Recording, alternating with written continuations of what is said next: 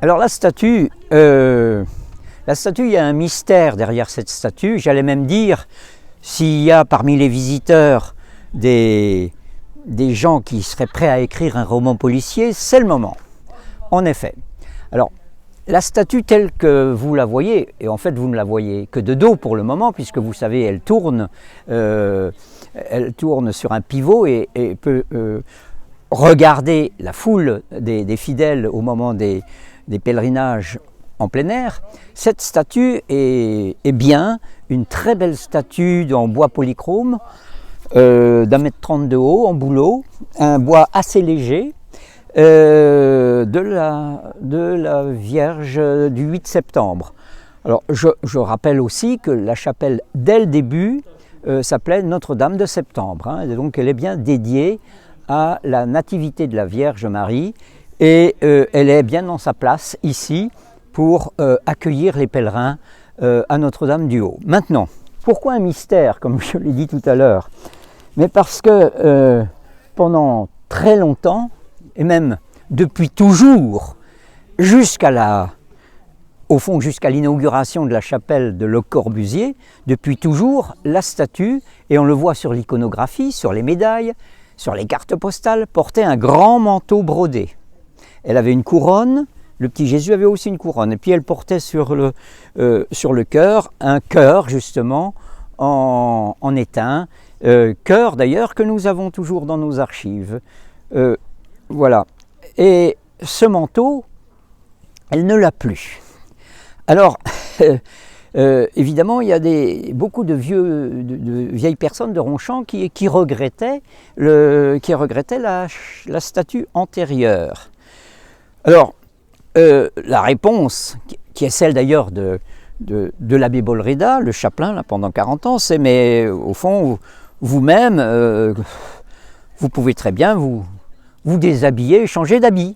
Et effectivement, c'est ce qui est arrivé à Notre-Dame du Haut. Elle s'est, je reprends les paroles du chapelain Bolreda, elle s'est démocratisée en enlevant sa couronne, voilà, et en se présentant en cheveux, comme on disait, avec son costume de bois sculpté et polychrome. Polychromie d'ailleurs qui vient d'une restauration menée par l'abbé Ferry, Marcel Ferry, juste au moment de l'inauguration. Voilà, donc elle a été bien restaurée. Je reprends pour l'histoire du mystère. Ça n'explique pas pourquoi ce manteau qui a disparu. Alors, si, c'est très vite expliqué. Il faut savoir que la plupart de ces vierges, qui autrefois d'ailleurs étaient souvent des vierges noires, portaient un grand manteau, un peu comme pour non seulement s'habiller, mais aussi pour pouvoir accueillir les pèlerins. Et pourquoi ne pas l'enlever? Bon, et après, il a disparu. Seulement voilà. Les femmes de Ronchamp, on va dire les notables surtout, régulièrement, peut-être tous les 5 ans, je ne saurais dire exactement, mais enfin régulièrement, participaient à l'habillage de la Vierge en rebrodant en fil d'or le fameux manteau blanc. Voilà. Et il se trouve que ma grand-mère, qui habitait Ronchamp, a rebrodé, a recousu ce manteau, on va dire dans les années 20. Et elle m'a dit que, en fait, la statue, c'était très simple. C'était un tronc. Un simple tronc avec 2 têtes sculptées, celle de la Vierge et celle de l'enfant Jésus. Et puis une main. Voilà. Et après, le manteau recouvre ce tronc. Alors là, vous n'avez pas un tronc.